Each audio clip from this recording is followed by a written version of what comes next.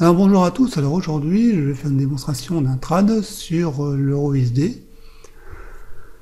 et c'est un trad où je reprends un peu les principes que j'enseigne dans la formation Ishimoku et je vais montrer exactement comment faut procéder. Je vais montrer par étapes.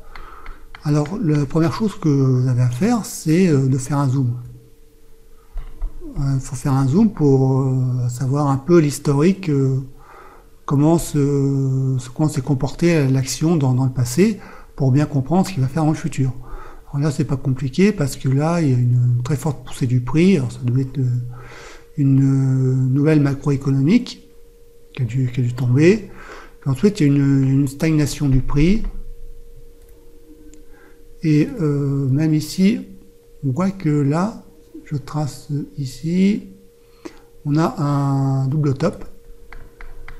Donc là, les prix commencent ils sont arrivés sur un sommet et ils sont sur le point de se retourner, puisque là, ils ont cassé le trend, enfin, ils ont cassé l'oblique.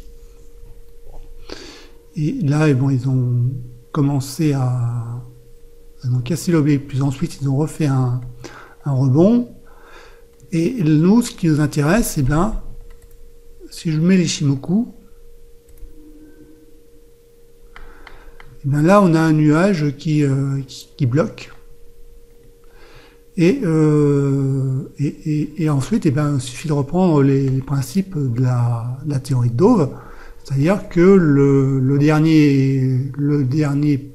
prix n'arrive pas à revenir sur leur dernier plus haut, et ça montre que la tendance est sur le point de se retourner. Donc c'est à ces niveaux-là qui nous intéresse de rentrer. Alors bien sûr, bon, là il faut l'Ishimoku pour l'instant,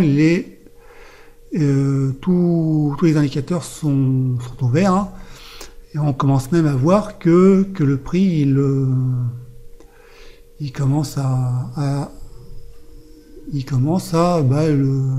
a touché le nuage, donc ça commence à accélérer. Bon, c'est bon signe.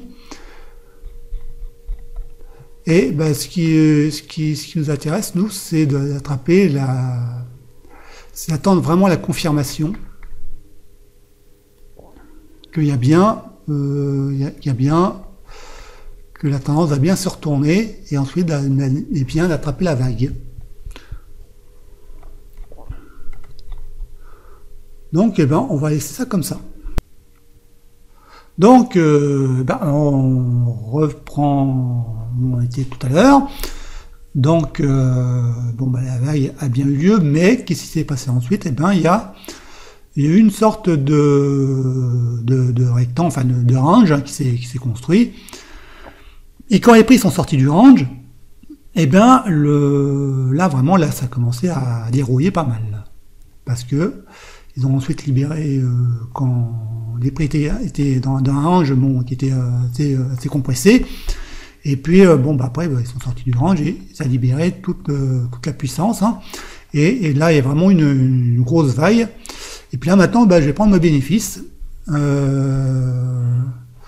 je vais clôturer, fermer. Voilà. Et voilà. Puisque j'avais fixé un objectif, si je change de time frame, je vais le mettre en 3 minutes. Et puis là, ces niveaux, il y a un petit plat, mais apparemment, là, ça semble être il semble qu'il y ait un rebond en cours. De toute façon, pour être trop gourmand, déjà, ici, c'est un bon trade, hein.